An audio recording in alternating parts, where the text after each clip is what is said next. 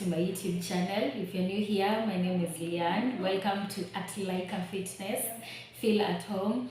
Yeah, so today, this video, we are going to talk about things you didn't know about warm-up stretch. I know.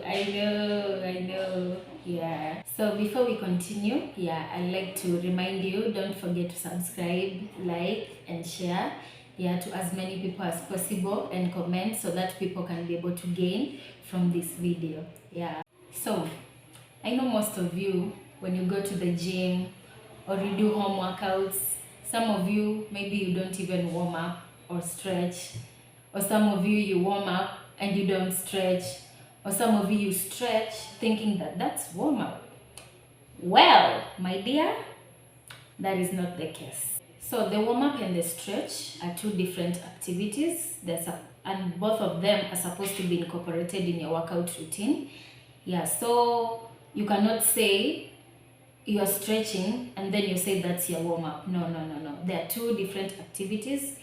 And their arrangement is, first of all, you begin with the warm up first, then you stretch, then your high intensity routine, and then you finish with your stretches. So you are wondering why the arrangement. Now, you cannot stretch your body before warming it up. Why? This is because cold muscles don't stretch. I know, cold muscles don't stretch. And when you stretch before doing your warm-up, it means you're exposing your body to higher chances of injury, and we don't want to go there. So that's why you're supposed to begin your warm-up before you go to stretches, okay?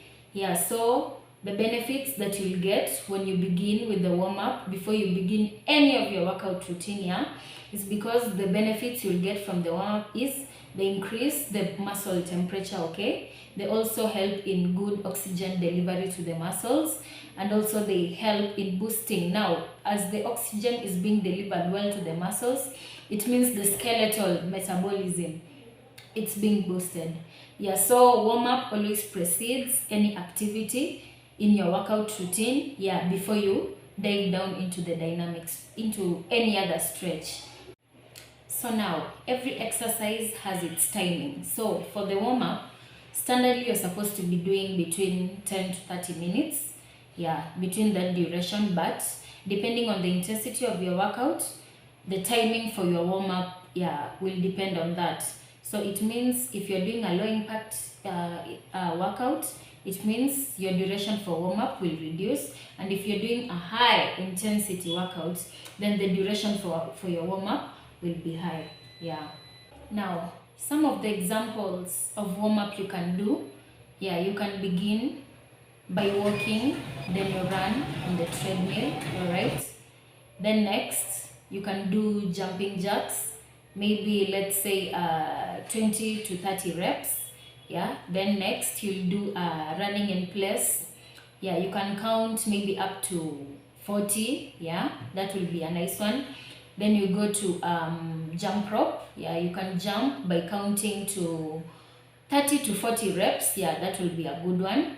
And then the next one, you can do high knees on the cones, sawa.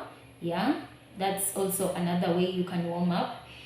And also for those maybe who are going for long run or maybe a sprint, you can warm up by slow jogging. That will be good for your body. Now, after accomplishing the first activity, which is the warm up, you should see your body sweating, sawa. Sweating is an indication that your muscle temperature is high, your blood flow is good, and you are ready for the workout. The oxygen delivery has been stimulated, and now you are ready to go to the next activity, which are stretches. Now for stretches, now it comes after the warm-up, because now we can be able to stretch warm muscles, okay? For stretches, I know it rings in your mind about flexibility, mobility, and mostly this is about the optimum range of motion around a particular joint, which is necessary for peak performance. For example, You can start with the ankle joint, okay? You can go to the knee joint, all right? You can go to the hip joint, yeah? You can go to the pelvic joints, yeah? And then we can go to the shoulder joint, the wrist, the neck. Yeah, those are now the joints where you need to really focus on your flexibility, right, through the stretches, sawa. Now, strength training and stretches are interdependent on each other.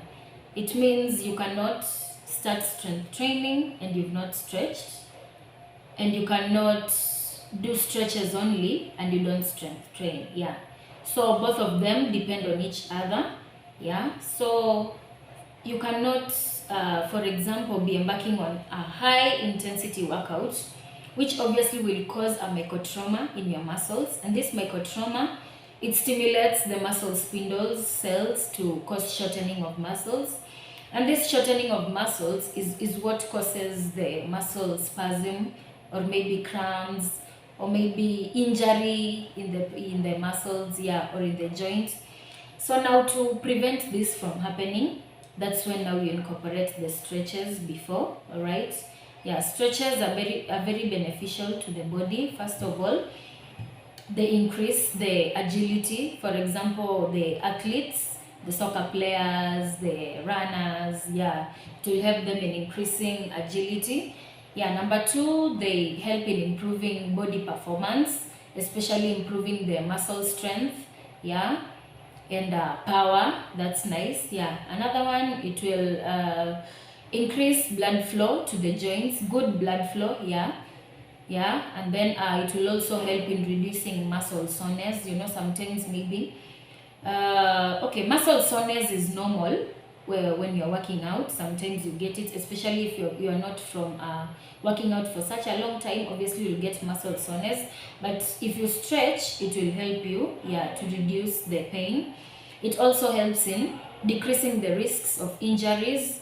Yeah, some of you, maybe you sprain your arms, your ankle, like that. It's because you don't stretch. Yeah, so make sure you incorporate it in your workouts. There are very important benefits that you get from stretching, yeah, and it's very good.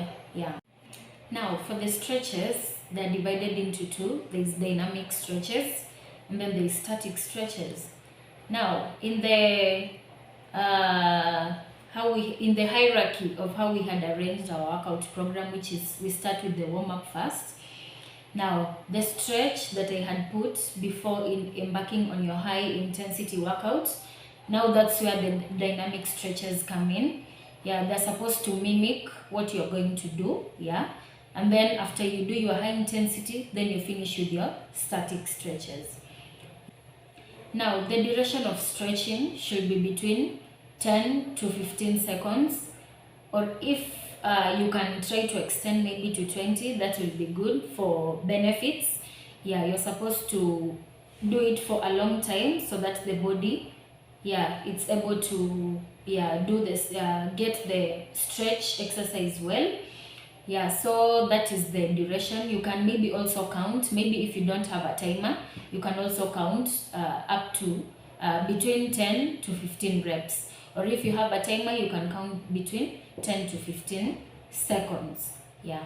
Now, the examples of dynamic stretches you can be doing, you can start with crouching as you straighten your leg up. You know, as you straighten your leg up, you're stimulating the hamstring muscles, and as you go down, you're stimulating the quadriceps muscles. Now, another exercise you can do is kneeling lunge as you rock back, sawa. Yeah, so as you kneel lunge, as you go forward, okay, you're stimulating your groin, okay, and then as you rock back, you're stimulating the hamstring muscles, sawa. Yeah, so the third one you can do is side lunges. You're stimulating your hip abductor muscles, okay. Yeah, that's a good one, especially for those who are doing the lower body workout. Yeah, maybe you're strength training your lower body, or even maybe you're embarking on full body workouts. It's still okay. Yeah, so the next one, what you can also do is the overhead shoulder stretch. And then also another exercise you can do is child pose to plank. And make sure for the child pose your knee is not touching the ground, so as you push back you're stimulating both your pelvic area, sawa sawa, you're pushing out your glutes, you're also stimulating your quadriceps muscles. And then as you come forward to a plank position, obviously that's the whole body. Yeah, you are resisting, yeah, that, which is okay.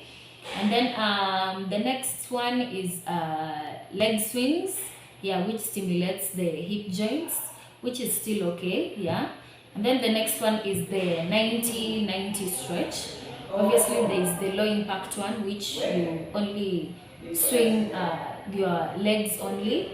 And then there is the one which when you turn you come up at least, yeah, and then you go down, and then you exchange the other side, yeah. Now after you have done your dynamic stretches, you've done your high intensity workout, depending on which workout. Maybe you are strength training, maybe you are doing some cardio workout or HIIT workouts. Yeah, now after that, remember, after you're from exercising, you're not supposed to abruptly stop the body, okay? To avoid pulling of blood on the muscles, sawa. Yeah, so you're supposed to bring the intensity slowly down, down, down up to 0. And this is now when the static stretches come in, okay? They come into play. Yeah, so it also helps in helping the these waste products, metabolic products in the skeletal muscles to be removed well. Yeah, so static stretches, these are stretches that are done slowly. Yeah, and it is important to do them slowly so that you engage with the exercise, and also to prevent excessive use of the spindle muscles. So yeah, the spindle muscle cells that cause contraction, and also to be able to engage the Golgi tendons that help in lengthening.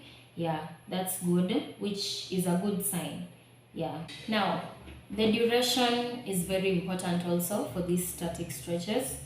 Obviously, we can do 10 to 15 minutes, but each exercise that you're doing, you're supposed to do between 10 to 15 seconds.